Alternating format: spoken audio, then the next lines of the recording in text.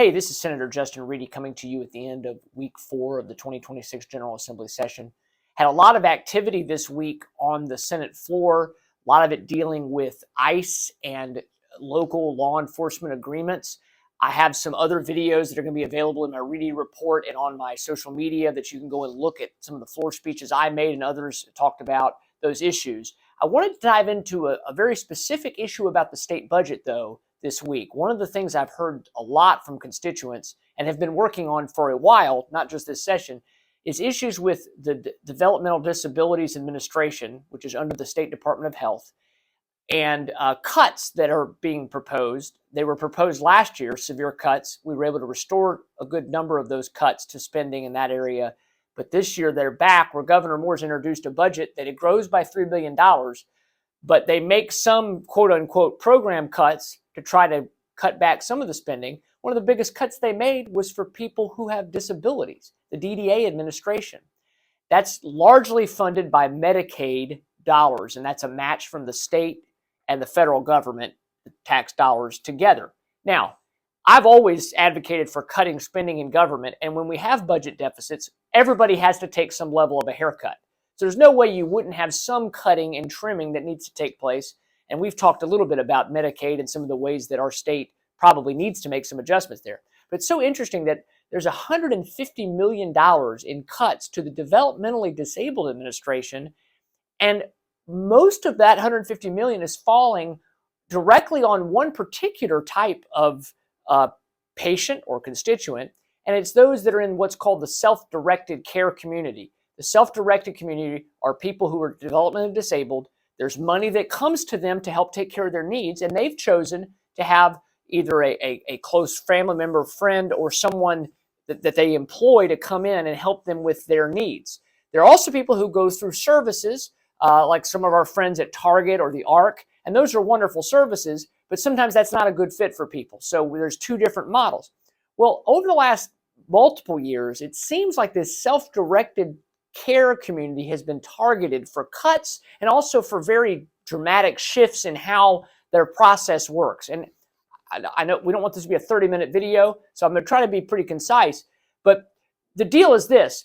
There's an accusation that self-directed care is costing the state more than other models of care for these folks who are developmentally disabled. And I don't know about you. Number one, first principle, I believe government spending should be very limited and government should be small. But I do believe we as a society want to help take care of people who, through no fault of their own, have special needs and have disabilities.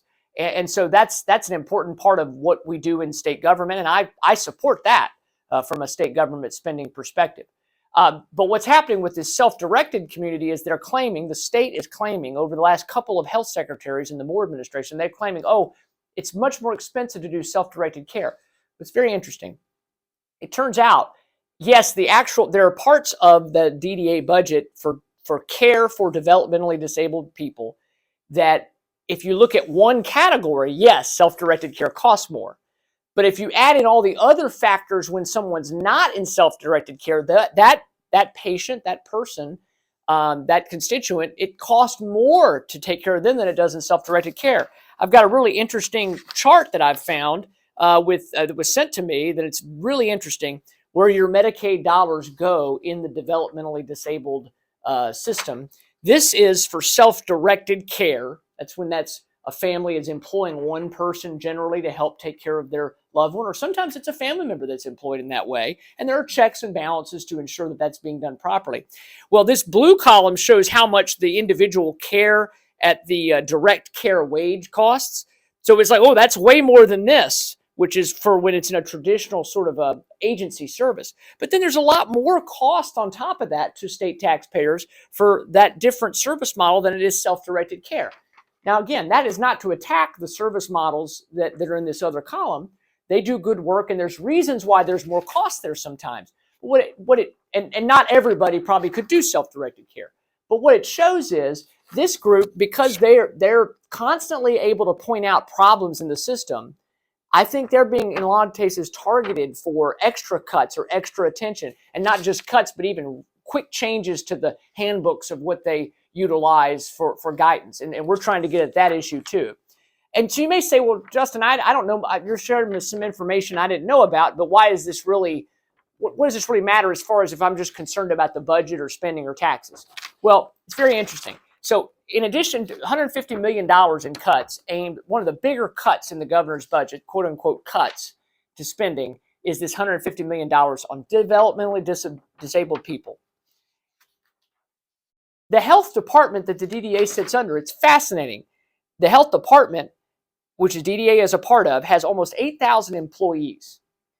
And almost 500 of those employees make more than the governor of Maryland. The governor of Maryland is paid $188,000.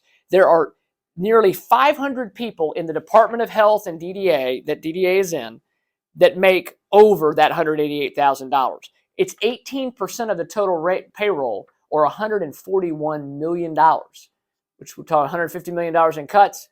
The top 18%, the top 6% of the individuals in the Department of Health are making almost that much in salary. And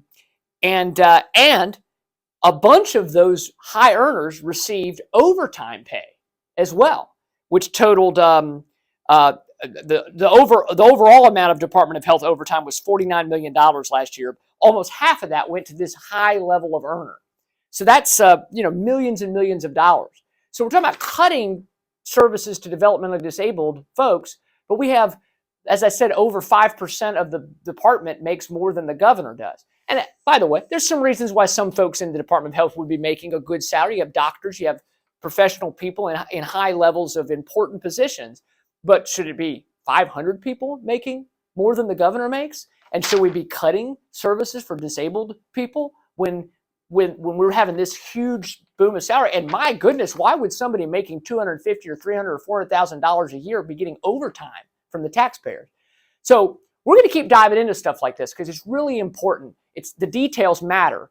And when we have a budget that's another budget deficit, we've raised your tax, and I didn't, but the General Assembly and the governor have raised your taxes repeatedly. And they keep saying, well, we still got these budget problems. I guess we're going to have to do something. Well, we could start out by instead of looking at the developmentally disabled community so much, let's look at the people, the bureaucrats, the people making money off of our tax dollars. And let's get a better handle on that. And again, this isn't to disparage any one individual. It's to say we got to really look closely at all the details in this budget. So I'm going to keep doing that, and I look forward to keeping you updated. Please reach out to me if you have any questions or concerns, and I hope you have a great weekend.